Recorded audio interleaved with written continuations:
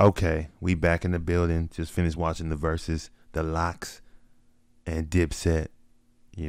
So sorry I'm late, but I'm gonna post this anyways. I wanted to get this up because I'm tired of people coming at LeBron's neck with this GOAT conversation. And in case you can't figure it out, you know who I'm rolling with in the GOAT contest. Uh, I used to be the biggest Jordan fan on the planet, but then I saw Bron, and he came through the game just dunking, throwing dimes, stealing, blocking, rebounding. I'm like, okay, freak of nature. Uh, and him, y'all just gotta, y'all just gotta live with it. You know what I'm saying? Let's see what Caruso says. Who was your favorite player? Who was your greatest player of all time before you got to the NBA? And has that opinion changed now that you've been around that You guy? answered them. Yeah, well, so when I grew As up, I you've had been like this around that guy, fascination with like the you know who we highlights and talking like about. I was a huge Michael Jordan fan. Like that We was all like the were, mythical. I've never and he seen never full even seen him games or seen him play. play in person. All you get are these highlights. You got game winners. You got Yeah, him I locking seen him people play up. You got him dunking. And on in TV. my head, I'm like, oh, he does it all. Like this is like the best dude to ever do it. Don't And let then YouTube fool you into thinking LeBron MJ comes in never like missed a shot. 2003, and we start watching him. And then I Kids, get older, and I start realizing more about basketball, and my mind for the exactly. game understands how hard certain stuff is. And I mean, I don't know when it changed, but there was somewhere. He got older and started realizing more about basketball. What does that tell you? Like, oh, there's more to basketball than just shooting a pretty 15-foot jumper? Yeah. Oh, there's more to basketball than just coming on the weak side and stealing the ball from Karl Malone? Yeah. Like, there's more to basketball than what y'all seen in the Jordan commercials. But no, it's no disrespect to Jordan, though. That man, that was my GOAT growing up. But when you see something better, come on. You gotta level up. You can't go backwards, man. Nah, you don't hop in a Bentley and then and then go back to pushing the Benz. Like a Benz is on point. That's a, ain't nobody gonna laugh at a Benz, but it ain't a Bentley. Carry on. Around the year 6, 7, 8 for LeBron, where I was like, yeah, this dude's got to be the best basketball player to ever play. Like, there's nobody that You can hear do that? what he's doing. Year 6, 7, 8, Caruso was looking at LeBron like, okay, he's got to be the best. He hadn't even had a chip yet, but real hoopers know. And then he did it for another 10 years. So it was like, well, what do you want him to do? Like, he should have won. I mean, I don't know if this is a hot topic or not. I thought he Oh, should have won the say MVP it. this year.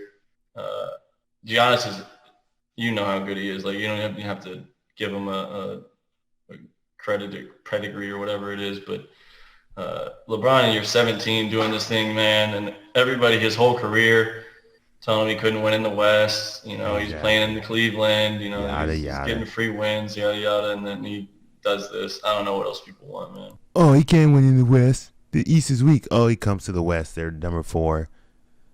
They're number fourth. They're number four in the West with a bunch of kids and castaways. Before he tears his groin on Christmas Day. No, he still hasn't won in the West. Up, then they go to the bubble and win the whole thing. Doesn't even take 7 games. Dude's dude's amazing. One of my favorite anecdotes recently was with DeMar, and he was talking about all the times that they played them when DeMar was in Toronto and Braun was in Cleveland, and he told the story about how there were a few times where Ron knew the plays they were running better than the guys on the Raptors, and he basically Yeah. would tell them to play and be like, "Don't run this. I know what it is." Yeah, Did you yeah. have moments? Did you have Yeah. moments with him either in the bubble or just during the Bron's season, a genius. from a mental He's a standpoint, basketball where you're genius. like, "This dude is just like on another level from everybody else"? Yeah, for sure. I mean, anytime we watch film as a team, he'll come in and like he won't say anything for a while, and then he'll see something and he'll just like stop it and start talking, and he talks exactly like a coach. He's like, well, if X2 comes over this block and then X5 flashes here to the paint, and the backside should be free. I'm like, yeah, dude talks like he's been an NBA coach for like a decade already, and he's got a head coaching job. But no, man, yeah, him and I mean, that's been one of like the coolest parts for me is just being the basketball junkie I am. Like I love watching stuff. I love watching like real games and seeing like, because I mean, I know people's plays. Like we everybody knows people's plays in the league. Like they run the same stuff. Like JJ's gonna try and get 8 shots off in the first quarter every game. That's just what he's done for his entire career. So All going right too. All going right. Yeah, some actions coming early. But LeBron will know, like he'll correct, like if you're in game 50 of the season, right, and you're on like your 5th game of the 5-game trip and on the East Coast swing or something, and some assistant coach actually accidentally said we're going to weak somebody instead of strong them, and LeBron, you'll be like, he's definitely not paying attention back there, something, yada yada, and he'll just say, like, under his breath, he'll look up and be like, no, he's a weak left hand, right? And everybody else was just kind of like in the flow and rhythm of going with it. You're like, yeah, okay, yeah, we're just going to send him that way. And then we're like, oh, wait, yeah, you're right. We are supposed to go that way. Just little stuff like that. Like, did y'all see the clip from the bubble where he stood up and he was like, it's our ball? Like the refs tried to give the ball. I think it was in the Portland series. Yeah, I remember the that. refs like made a mistake and like gave the ball on the baseline, gave it to the other team, and they're going down the other way instead of our ball baseline out of bounds. I didn't realize it. Coaches didn't realize it. Like nobody else realized it. And LeBron, you got the soundbite of him looking over. And he's like, "Isn't it our ball? Isn't it our ball?" And of course it was. And they stopped the whole game and give us the ball back. Just little things like that. Like I don't think his mind is ever not churning, not working.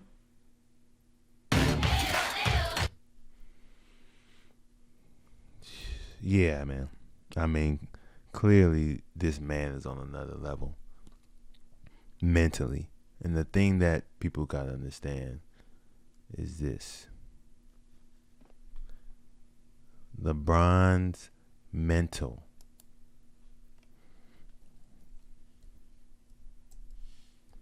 LeBron's mental is his MJ 15-foot jumper.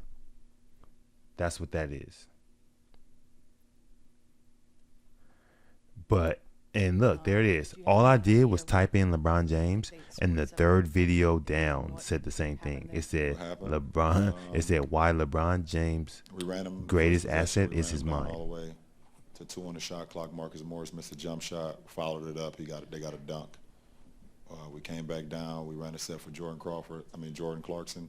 And okay. This is the one. This is where they ask him what happened on the series during the game, or like a few, and he just rattles off 3 or 4 possessions that on both sides of the ball, as if he was watching it on tape because he has a photographic memory. Like the thing that everyone loved MJ about. The thing that everyone loved about MJ and Kobe, and what they love about KD, is their ability to shoot long range or their ability to shoot mid range. So the reason why they love that is because it's easy and it's tangible and it's superficial. Like, it's aesthetics. It's pretty. Oh, look how the ball went in. It touched nothing but net. Yeah, that's nice and dandy for a casual watcher of basketball. That's nice and dandy for a weekend warrior or a street baller or someone who played high school ball. But if you really study the game and you really consider yourself a basketball student, like a student of the game, X's and O's, you realize that there's 10 more layers to basketball past the 15-foot jumper. So I don't care if KD and MJ had a better jump shot than LeBron, because LeBron has a better mind than those two. The only thing is, the things that LeBron does with his mind, you can't put it on the highlight reel, on the highlight tape. So the average watcher, they don't understand his greatness because it's going over their head. But a jump shot, making 2-3 jump shots in a row, making a game-winning jump shot over Byron Russell, that's just easy. That's easy to see, to comprehend. Everybody can see how great that is. But LeBron, you don't see how he baited the defense into collapsing on him in the paint so that he can kick it out to J.R. Smith, kick it out to Kevin Love, kick it out to whoever it is, Mike Miller. Like, or they don't see LeBron pressuring KD to go left when they played them in 2012 to win the first championship when KD was still in OKC. And they didn't see how LeBron he plays basketball 2 steps ahead of everyone. But it's not a pretty highlight for a Sports Center. So everyone's like, nah, he ain't as good as MJ. It's like, no, you're stupid when it comes to basketball. If you think that the game of basketball had even evolved to where it is today yet when MJ was playing. You understand that human beings, mankind, and everything that mankind creates, it evolves over time. All living things evolve or they die. So LeBron James, the game of basketball hadn't even been unlocked to the levels that it is unlocked right now when MJ was playing in the 90s. Nobody was doing the step back 3-pointer. Nobody was doing the side step. No one was doing the Euro step. These are all things that evolved during LeBron's era. LeBron won't always be the GOAT, just like MJ won't always be the GOAT. But at the end of the day, unless you understand basketball on multiple levels, you will not understand this conversation. You need to stay out of it. That's it for me. I'm Deb KO. I'm out. Peace.